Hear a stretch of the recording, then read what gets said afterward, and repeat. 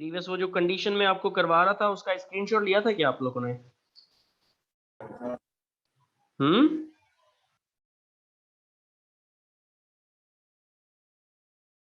Numan screenshot लिया था? Sir मैं नोट कर रही हूँ, मैंने स्क्रीनशॉट नहीं लिया था। चलें ठीक है, अगर आपने नोट कर लिया है ना ये तो फिर लास्ट वाले का नहीं लिया था सर। मैं इसलिए पूछ रहा हूँ कि वरना मैं पूरा लिख लूँ। अगर आपको हिफ्जा ने अगर लिखा हुआ है पूरा तो फिर हिफ्जा आप उनके साथ शेयर कर लीजिएगा। Okay sir. ओके चलें, वापस पूरा नहीं लिखते, टाइम बचाते हैं थोड़ा। जनाब, तो हम कर रहे थे, हमने लिखा था n जो कि इक्वल था 2x² प्लस 2y के। इसको हमने with respect to x derivate करना है, तो हमने कहा था डावा अपॉन डावा x आ जाएगा 2x² प्लस 2y। याद रखें, जब हम with respect to x derivate कर रहे होंगे तो y उस वक्त कांस्टेंट होगा, और y वाले जितने टर्म्स, ऐसे टर्म्स जिनमें x नहीं होगा, सिर्फ y या सिर्फ कांस्टेंट या कांस्टेंट और y होंगे तो वो जीरो हो जाएगी उनकी डेरिवेशन, क्योंकि वो पूरे के पूरे कांस्टेंट के तौर पे कंसीडर होंगे। बाकी जो x के हिसाब से डेरिवेशन होती है नॉर्मल, वैसे ही होगी। तो हम कहते हैं डावा n अपॉन डावा x बराबर हो जाएगा 2x² का डेरिवेटिव क्या होगा 4x, क्योंकि 2 nx n-1 करेंगे 2 बाहर आ जाएगा पावर वाला, ये वाला 2 नीचे आएगा, इस वाले 2 के साथ मल्टीप्लाई हो जाएगा 4x हो जाएगा। nx n-1 का मतलब है 2 - 1 दैट इज 1, तो 4x प्लस 0। लिहाजा डावा n अपॉन डावा x हमें क्या मिला 4x मिला। हिफ्जा आप इनको बताइए कि डावा m अपॉन डावा y क्या मिला था हमें, वो भी 4x मिला था। ऐसा ही है?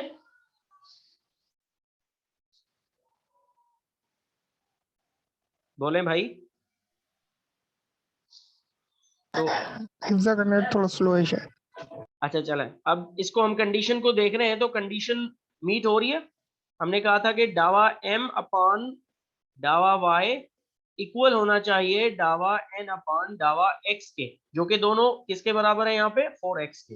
लिहाजा कंडीशन क्या हो गई, सर प्रूव कुछ हो भी गई। समझ नहीं आ रहा, आपने क्या बोले, वॉइस ब्रेक हो रही हाँ शायद है। आपका इंटरनेट कनेक्शन का मसला है, कोई इशू नहीं है। मैंने सिर्फ ये कहा था कि दोनों कंडीशंस में डावा n अपॉन डावा x और डावा m अपॉन डावा y दोनों का आंसर सेम है 4x। दोनों का जब आंसर सेम है तो हम कहेंगे कंडीशन प्रूव हो गई। कंडीशन प्रूव हुई, इसका मतलब ये है कि हमारे पास जो ये इक्वेशन गिवन था विच वाज इक्वल 3x², जी वो एग्जैक्ट हो जाएगा 3x² प्लस 4xy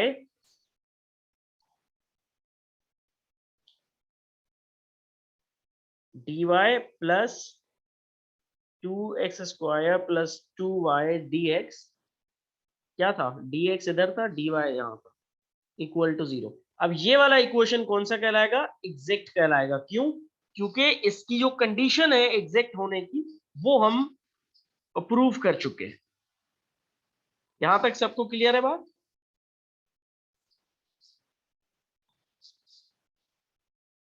इसका स्क्रीनशॉट लीजिए, इसका स्क्रीनशॉट लीजिए। अब आपको एग्जैक्ट डिफरेंशियल इक्वेशन पहचानना आ गया है। अब आप पहचान सकते हैं कि एग्जैक्ट डिफरेंशियल इक्वेशन कौन सा होगा और कौन सा नहीं होगा।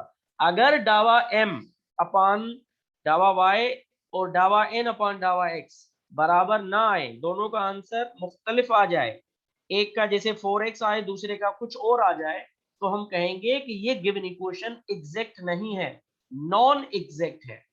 ये फिर अगली क्लास में करेंगे हम। तो एग्जैक्ट डिफरेंशियल इक्वेशन और नॉन एग्जैक्ट डिफरेंशियल इक्वेशन दोनों पहचान सकते हैं आप एक ही कंडीशन के साथ। दोनों का जो पहचानना है वो सेम कंडीशन के साथ होगा। ठीक है जी। अब असल जो हमारा काम है, पहचानना तो इतना कोई मुश्किल नहीं है, क्योंकि उसमें ज्यादा स्टेप्स नहीं लगते, हम एक सिंपल कंडीशन को चेक कर रहे होते हैं। अब इसके सॉल्यूशन की तरफ चलना है हमने। Solution of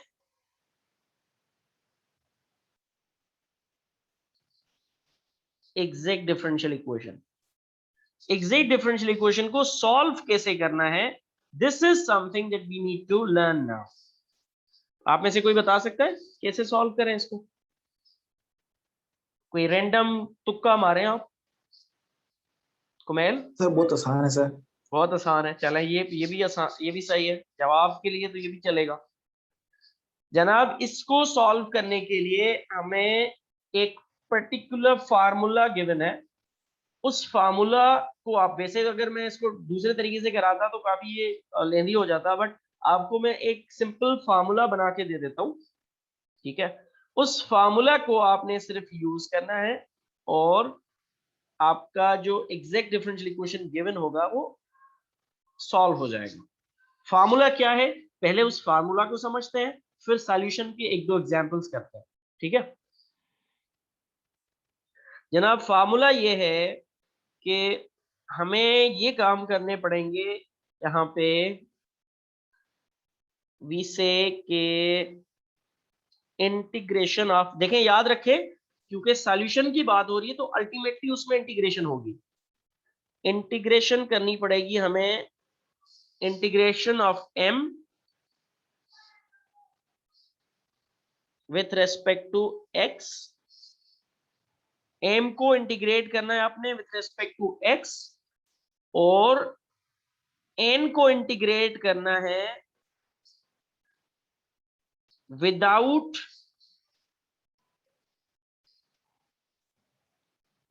the terms of x, n free of x।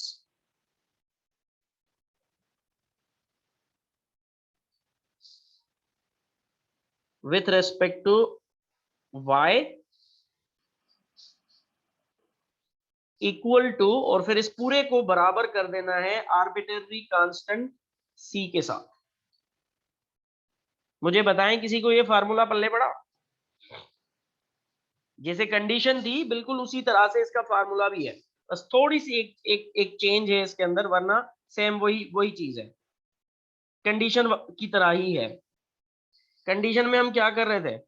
Condition में हम m को डेरिवेट कर रहे थे विथ रेस्पेक्ट टू y, और n को डेरिवेट कर रहे थे with respect to x। Solution में क्या कर रहे हैं? सॉल्यूशन में हम m को इंटीग्रेट कर रहे हैं विथ रेस्पेक्ट टू x, और n को इंटीग्रेट कर रहे हैं विथ रेस्पेक्ट टू y। यहां तक बात समझ में आई है? देखें बेटा, बुनियादी तौर पे integration of m with respect to x ये तो सीधा सीधा है, फिर integration of n with respect to y, ये दोनों चीजें इसमें ठीक है सर। स्ट्रेट फॉरवर्ड है, इसमें कोई परेशानी वाली बात नहीं है। एक चीज जो यहां पे मैंने ये लिखी है फ्री ऑफ x, ये डिफरेंट है। दिस इज समथिंग जो कि आपको बजाहिर पता नहीं चलेगा। इसका मतलब ये है, देखें हमने इक्वेशन जो लिखा था, कैसे लिखा था हमने इक्वेशन? हमने लिखा था m x y d x plus n x y d y equal to 0। Equation ये था हमारे पास। इस इक्वेशन में जो n है इसके अंदर x का टर्म भी है, y का टर्म भी है। जैसे यहां पे देखें आप, इसमें यहां पे x भी है और y भी है। जब हम इसको सॉल्व करने जाएंगे तो इस n में से x वाले टर्म निकाल देंगे, x वाले टर्म्स को इंटीग्रेट नहीं करेंगे, उनको छोड़ देंगे। सिर्फ जो टर्म्स जिनमें y है सिर्फ और सिर्फ उनको इंटीग्रेट करेंगे। मतलब ये है कि अगर मैं इसको इंटीग्रेट करना चाहता हूं तो मुझे ये वाले टर्म को छोड़ना पड़ेगा। 2x² को इंटीग्रेट नहीं करूंगा, मैं सिर्फ और सिर्फ 2y को इंटीग्रेट करूंगा। ये मतलब है integration of n free of x का मतलब क्या है कि एक्स वाले टर्म्स नहीं होंगे उसमें। अगर आप यूं लिखना चाहें तब भी लिख सकते हैं, फ्री ऑफ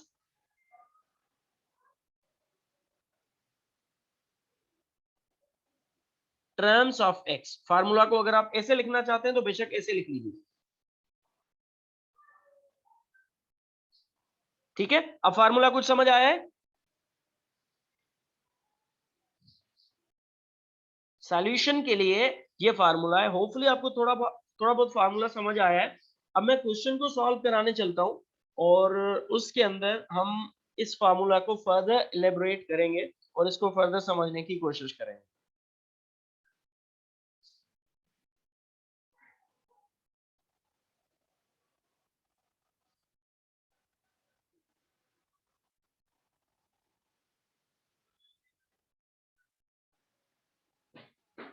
अच्छा, एक बात और भी आपने यहाँ पे ध्यान में रखनी है कि जब हम m को इंटीग्रेट करेंगे विथ रेस्पेक्ट टू x तो हम y के टर्म्स कांस्टेंट रखेंगे। हम कहेंगे कीपिंग y कांस्टेंट, रिमूव नहीं करेंगे, उनको कांस्टेंट करेंगे। और यहाँ पे हमें क्या करना पड़ेगा, यहाँ पे हमें x को रिमूव करना पड़ेगा, रिमूव x। एक में y कांस्टेंट है और इसमें x रिमूव होगा। इसका स्क्रीनशॉट ले लें।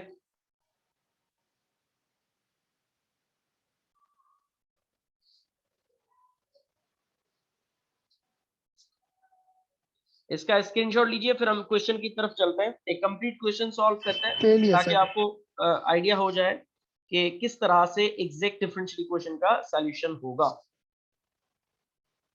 ठीक है जी, दो चीजें मैंने आपको बताई हैं और समझाई हैं अभी तक। एक ये कि how we can identify exact differential equation, and दूसरा कि हम उसको सॉल्व कैसे कर सकते हैं। आइडेंटिफाई करने के लिए एक कंडीशन मैंने बताई आपको और सॉल्व करने के लिए एक फार्मूला बताया। इन दोनों चीजों का इस्तेमाल करते हुए हम एक एग्जैक्ट डिफरेंशियल इक्वेशन को सॉल्व करेंगे।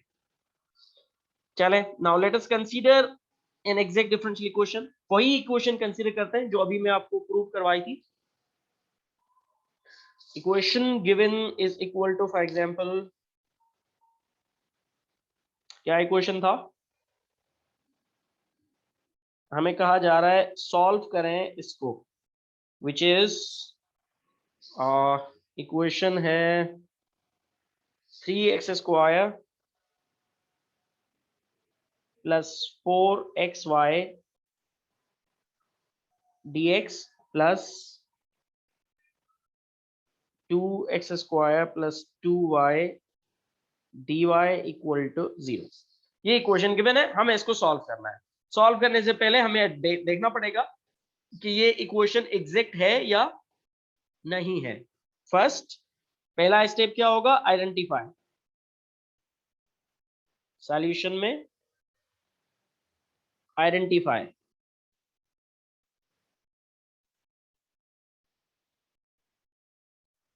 Using condition.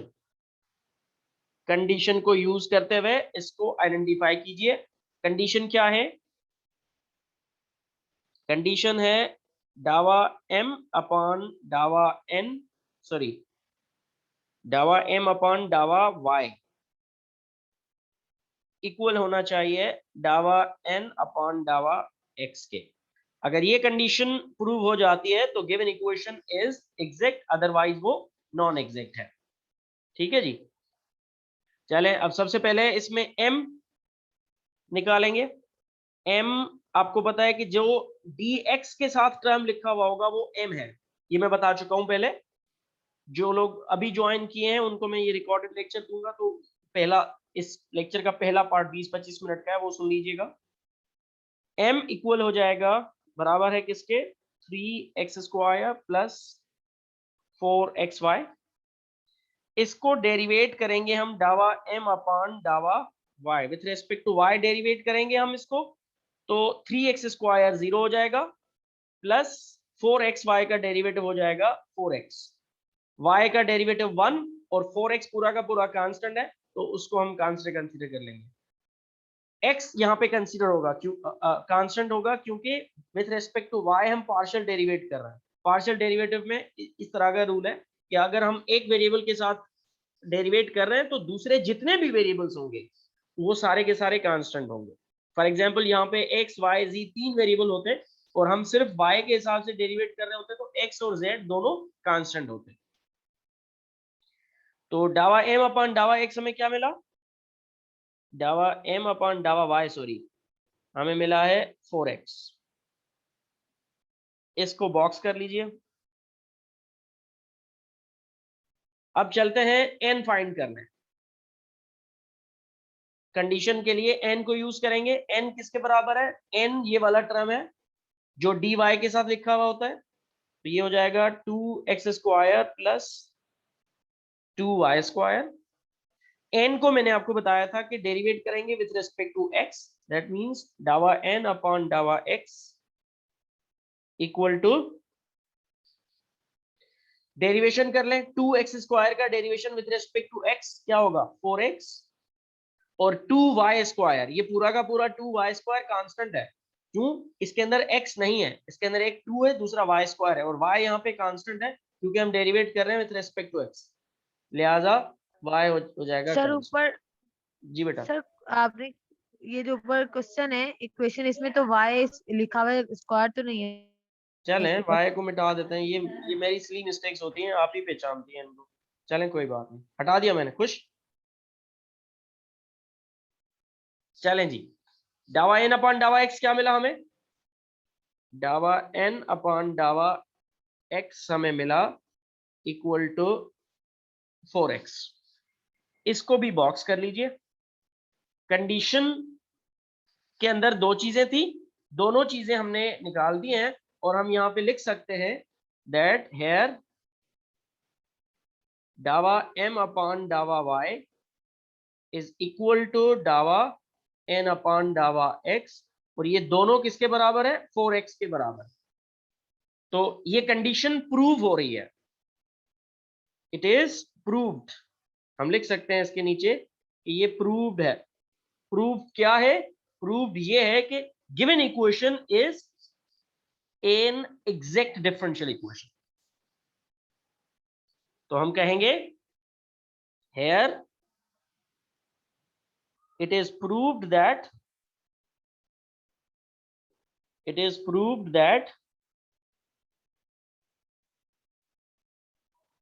given equation is exact differential equation। क्यों, क्योंकि डावा m अपॉन डावा y इज इक्वल टू डावा n अपॉन डावा x। ठीक है जी, ये लिखा हुआ है, मैंने इसको मिटाया नहीं है, इसका स्क्रीनशॉट आपको मैं दिलाऊंगा। यहां तक किसी को कोई कंफ्यूजन हो या कोई क्वेश्चन हो तो पूछे, फिर मैं इसको सॉल्यूशन की तरफ लेके चलता हूं जल्दी से, शाबाश।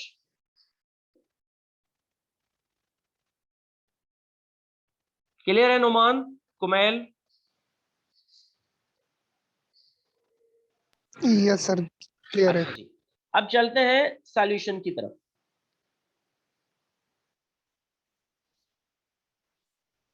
नाउ सॉल्विंग इट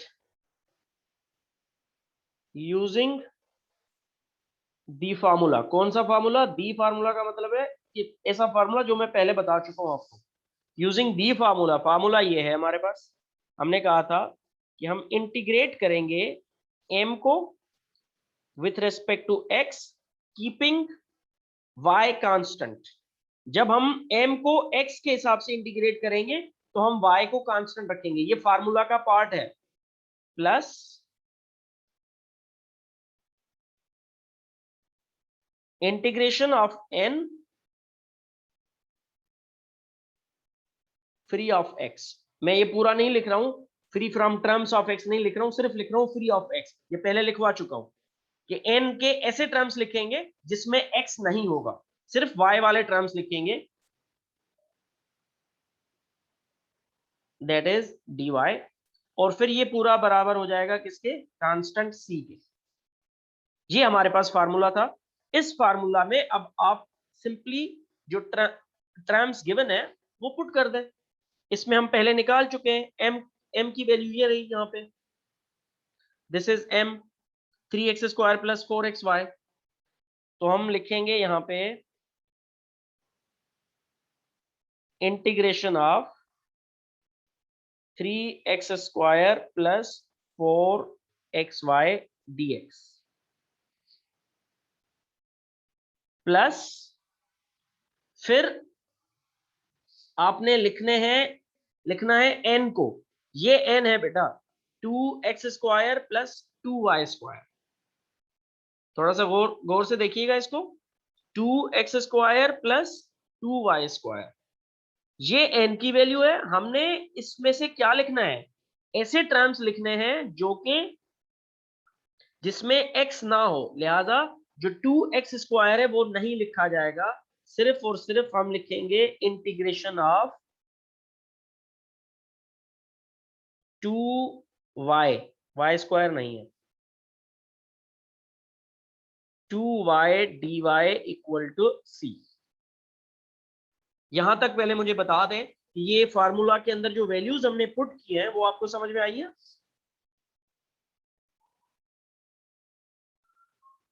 बोल लें जल्दी बोलें, शाबाश। अगर सुन रहे हो तो बोल दो, अगर सो रहे हो तो फिर छोड़ दो। जी सर।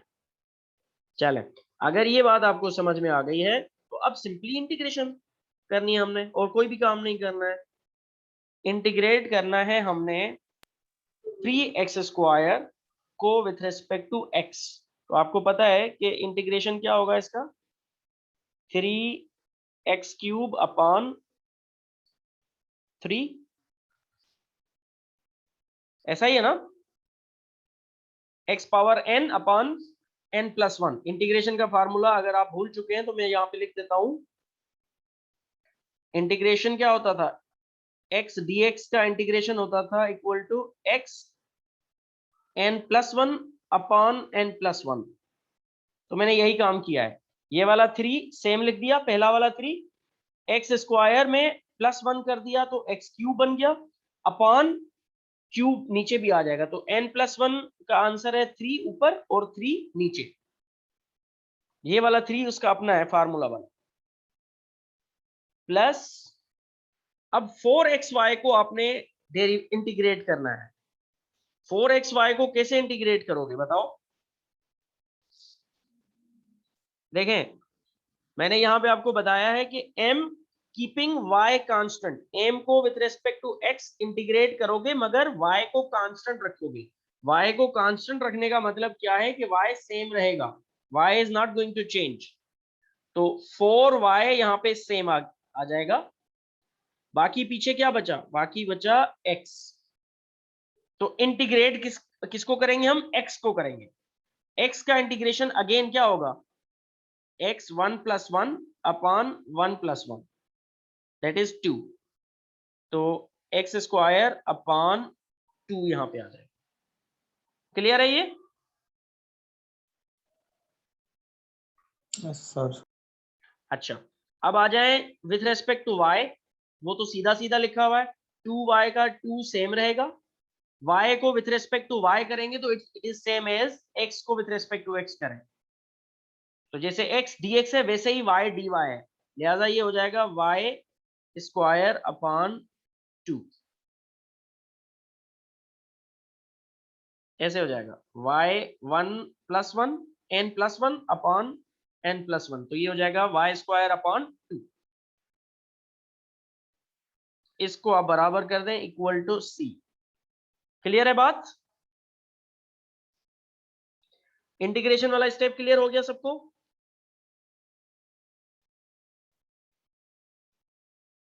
जी सर। अच्छा, अब इसको सिंप्लीफाई करते हैं और आंसर यही है हमारे पास, इसको बस सिंप्लीफाई करके लिखना है हमने। देखें ये 2 में कैंसिल हो जाएगा, ये 2 4 को 2 टाइम्स डिवाइड करेगा, 3 में कैंसिल हो जाएगा।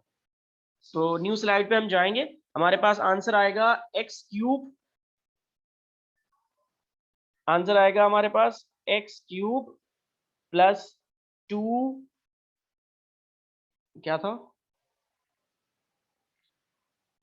2x² y,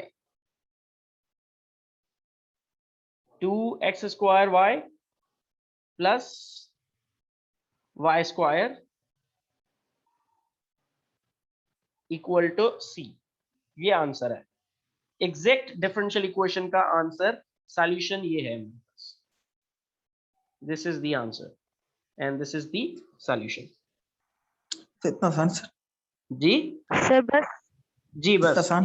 हाँ, क्योंकि इसको मैंने फार्मूला में लिख दिया है ना। अगर फार्मूला ना लिखा हुआ था और दूसरे तरीके से हम करते इसको तो फिर ये काफी लेंदी हो जाता। मगर इसका फार्मूला हमने पहले ही बना के ड्राइव करके आपको दे दिया है कि भाई ये फार्मूला सही है। ओके सर, ये तो बढ़िया। हाँ, यकीन नहीं आ अच्छी रहा ना बात आप हो लोगों को, 2 स्लाइडों में खत्म हो गया इसलिए यकीन नहीं आ रहा। चले अच्छा जी, अब इसका स्क्रीनशॉट लीजिए।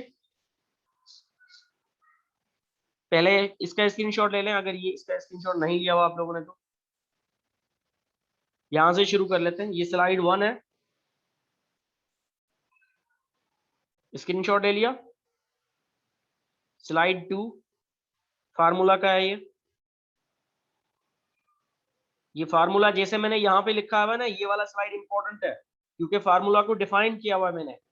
Keeping y constant, removing terms of x, ये वाली चीज इसमें इंपॉर्टेंट है। अगर ये भूल जाओगे तो फिर आसान तो है मगर फिर गलत हो जाएगा, क्योंकि इसमें ट्रिक है ही यही कि m के वक्त हमने y कांस्टेंट रखना है और n के टाइप पे हमें x को निकाल देना है। अब आइए क्वेश्चन का, इसका स्क्रीनशॉट लीजिए। क्वेश्चन का पहला स्लाइड ये जिसमें हमने आइडेंटिफाई किया है और इसको प्रूव करके लिखा हुआ है कि हाँ ये एग्जैक्ट डिफरेंशियल इक्वेशन है, उसको कंडीशन को यूज करते हुए हमने प्रूव किया।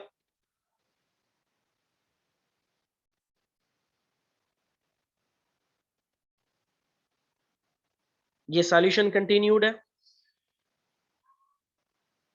प्रूव करने के बाद उसको हम सॉल्व करने जा रहे हैं। फार्मूला का यूज किया है स्लाइड में, इसका स्क्रीनशॉट लें।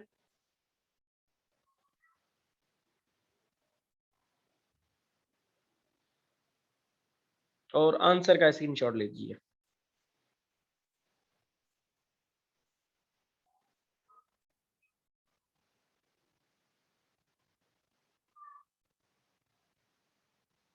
ठीक है जी, स्क्रीनशॉट ले लिया, समझ में आ गया सबको?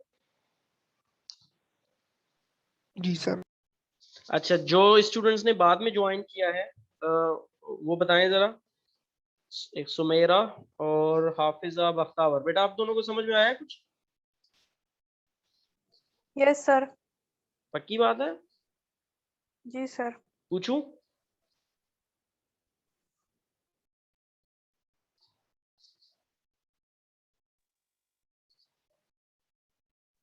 Yes sir. चले, अब एक क्वेश्चन और सॉल्व करवाता हूं मैं इसका, ताकि ये अगेन क्लियर हो जाए और फिर उसके बाद हम नॉन एग्जैक्ट डिफरेंशियल इक्वेशन पे चले जाएं।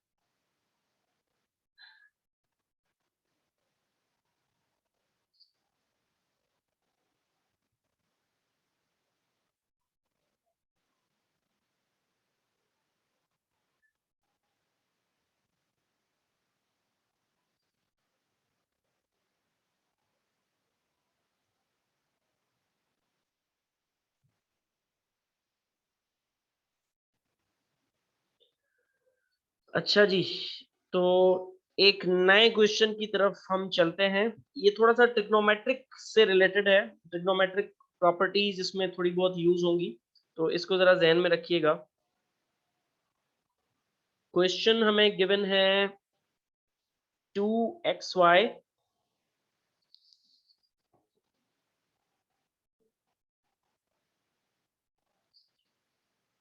Plus y minus tangent y plus y minus tangent y dx plus x square minus x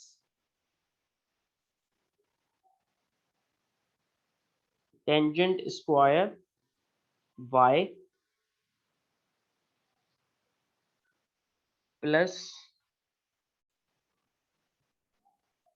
second square y d y equal to 0। ये क्वेश्चन है, इसके अंदर टेंजेंट का टर्म है और सीकेंट का टर्म है। टेंजेंट और सीकेंट ट्रिग्नोमेट्रिक आइडेंटिटीज हैं, आपको पता है ट्रिग्नोमेट्रिक रेशियोज हैं, ट्रिग्नोमेट्रिक फंक्शंस हैं। ये अलजेब्रिक फंक्शन के साथ आए हुए हैं, तो ये काइंड ऑफ एक ट्रांसेंडेंटल इक्वेशन बन सकता है या बना हुआ है। अब सबसे पहले अगेन आप इस इक्वेशन को देख के आपने घबरा नहीं जाना है कि कोई पता नहीं क्या आ गया।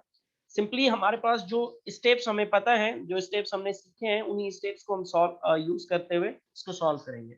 सबसे पहला स्टेप हमें पता है कि हम कंडीशन को प्रूव करवाते हैं। ठीक है, हमें देखना है कि ये जो चीज गिवन है ये एग्जैक्ट डिफरेंशियल इक्वेशन है भी या नहीं। तो सबसे पहली बात आइडेंटिफाई, और आइडेंटिफाई हम कैसे करते हैं, इस कंडीशन से। हम कहते हैं कि वी हैव टू यूज डावा m अपॉन डावा y should be equal to डावा n अपॉन डावा x। अब यहाँ पे m और n आपको बखूबी पता है।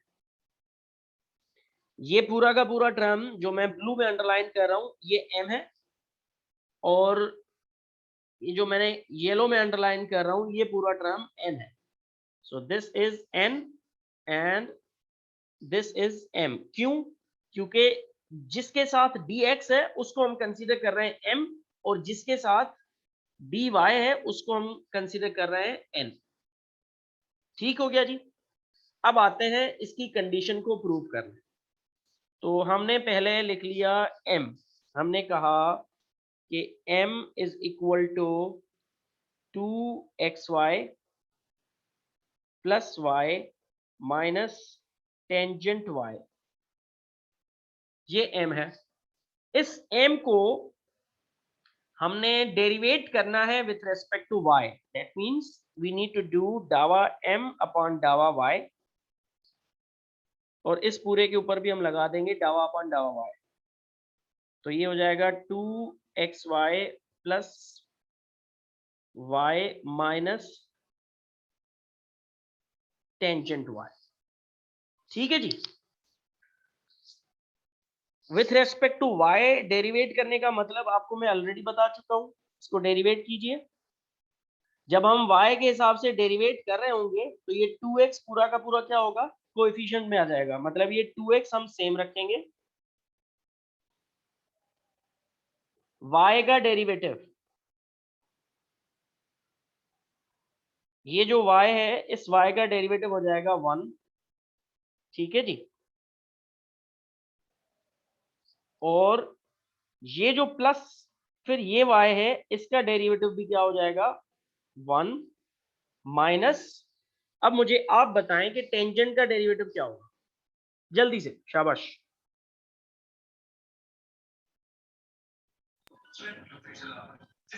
Sir minus cos. Secant formula sheet है आप लोग के पास?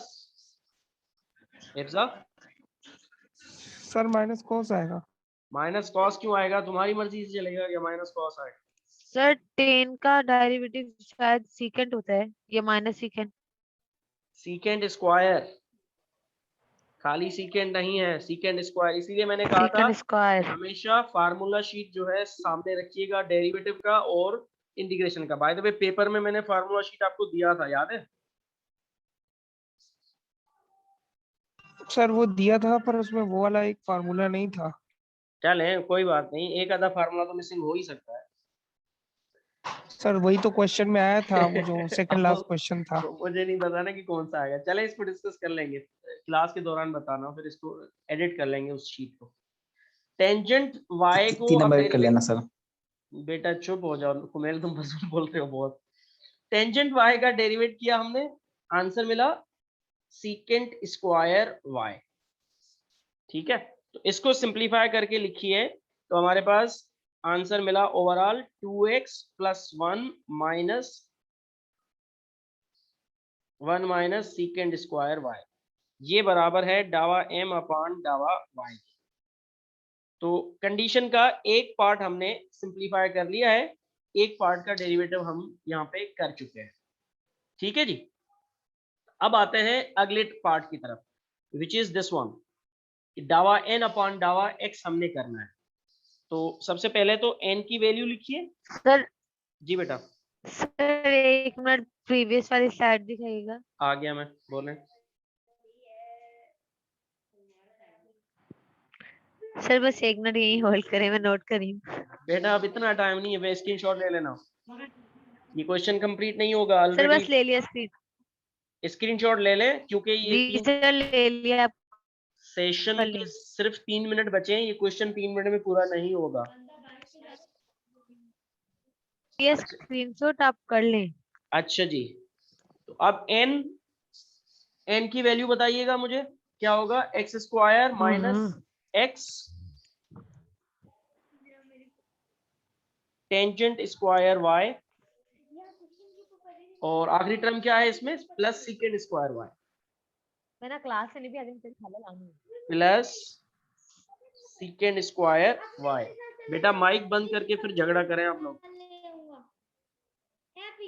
नहीं मैं नहीं निकलाना बाहर। अच्छा जी, तो एन के टर्म्स आपको यहाँ पे नजर आ रहे हैं, which is the x square minus x tangent square y plus सीकेंड square y. इसको हमने इंटीग्रेट करना है विथ रेस्पेक्ट टू एक्स, तो हम लिखेंगे डावा एन अपॉन डावा एक्स, और इसको भी हम लिख लेंगे डावा अपॉन डावा एक्स। ये हो जाएगा x square minus x tangent square y plus सीकेंड square y. ठीक है जी, अब याद रखें, मैंने कंडीशन में आपको बताया था कि जब हम x के with respect to x derivate करेंगे, तो जो सिर्फ y वाले टर्म्स होंगे, ऐसे टर्म्स जिसमें x नहीं होगा, वो कांस्टेंट हो जाएंगे और उनका डेरिवेटिव हो जाएगा 0। लिहाजा ये वाला जो टर्म है, इसका डेरिवेटिव तो हो जाएगा 0, क्योंकि इसके अंदर सिर्फ और सिर्फ y है और हम डेरिवेट कर रहे हैं विथ रिस्पेक्ट टू x, तो ये तो चला गया कांस्टेंट में। बाकी बचे हमारे पास दो टर्म्स, और इनका डेरिवेटिव होगा, पहले का डेरिवेटिव कर लेते हैं हम। एक्स स्क्वायर का डेरिवेटिव आपको पता है होगा 2x, क्योंकि nx n-1 करते हैं हम, ठीक है, माइनस एक है इसमें x, दूसरा है टेंजेंट स्क्वायर y। याद रखें, जब x के साथ y वाला टर्म आएगा तो वो कांस्टेंट हो जाएगा, मतलब टेंजेंट स्क्वायर y यहाँ पे सेम रहेगा, ये कोएफिशिएंट हो गया। बाकी बचा पीछे x, तो x का डेरिवेटिव होगा 1। ये स्टेप समझ में आया सबको? फीडबैक दे दें मुझे, जल्दी से बताएं, जल्दी से बताएं, टाइम खत्म होने वाला है। Yes sir. तो x का डेरिवेटिव हमने कर लिया 1, टेंजेंट स्क्वायर y को एज इट इज रख लिया, क्योंकि ये x के साथ है, लिहाजा ये कोएफिशिएंट के तौर पे आ गया। अब आंसर हमें मिला डावा n अपॉन डावा x का आंसर हमें मिला 2x minus tangent square y। इसको आप बॉक्स में बंद कर दें और पिछली स्लाइड पे चल के देखें कि डावा n अपॉन डावा x का आंसर और डावा m अपॉन डावा x का आंसर सेम है या नहीं है। डावा m अपॉन डावा x का आंसर क्या है? 2x plus 1 minus second square. देखें, चले मैं नई स्लाइड पे लिख लेता हूं, टाइम भी बहुत कम है। इसका स्क्रीनशॉट ले लो कुमेल, जल्दी से ले लिया स्क्रीनशॉट इसका? Yes sir. इसका भी ले लें, इसका स्क्रीनशॉट भी पकड़ लें जल्दी से, शाबाश।